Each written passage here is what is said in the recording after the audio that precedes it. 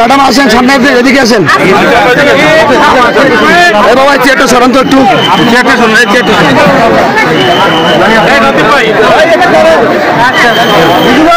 রংপুর জেলার মহিলা দলের সভানেত্রী জোসনা আপা,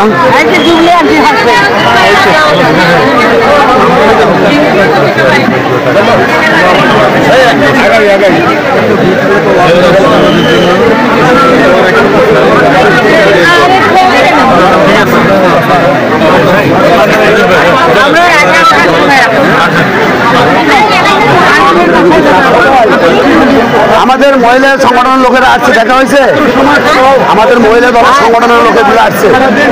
হ্যাঁ, আমাদের যারা আছে যে গরম আর বুক পেতে রক্ত দিয়ে এই আগুনটি জ্বালিয়ে তুলেছে এই স্বৈরাচার সরকারকে পতন করার জন্য। একটি আবু সাঈদই যথেষ্ট, তাই প্রমাণ করে দিয়েছে পীরগঞ্জের, রংপুরের পীরগঞ্জের এই ছেলে আমরা জানবো শহীদ আবু সাঈদ নামে পেয়েছে ক্ষেত্রে। এই এলাকার মানুষের চাওয়া আমরা জানবো আবু সাঈদের জন্য তারা কি চায়। আমরা শুনেছি আবু সাঈদ অত্যন্ত ভালো ছেলে ছিল, অত্যন্ত মেধাবী ছেলে ছিল, পরিবার হাল ধরার জন্য আবু সাঈদ জ্বলে উঠেছিল। এই আবু সাঈদকে থামিয়ে দিয়েছে এই স্বৈরাচার সরকারের পুলিশ বাহিনীর 4টি বুলেট পর বুক পেতে দিয়েছিল আবু সাঈদ ভাই এই স্বৈরাচার সরকারকে পতন করার জন্য। এবং তার ক্ষোভ থেকে এবং তার আক্ষেপ থেকে আমরা জানবো এলাকাবাসীর কাছে তার এই আবু সাঈদের প্রতি এবং শহীদ আবু সাঈদ ভাইয়ের ফ্যামিলির প্রতি তাদের যে অনুপ্রেরণা এবং যে আত্মত্যাগ দিয়েছে এটার অনুভূতি কি এবং তারা কি মনে করছে। আমরা মুখে আন্টি আছি, আমরা শুনবো আন্টিদের মুখে তারা কি চাচ্ছে এবং তারা আবু সাঈদ ভাইকে যে স্মরণ করতে এসেছে আমরা জানবো কোথা থেকে তারা এসেছে। আমি আসছি রংপুর থেকে, আমি সাবেক এমপি, আমার নাম হচ্ছে শাহিদা রহমান জোসনা।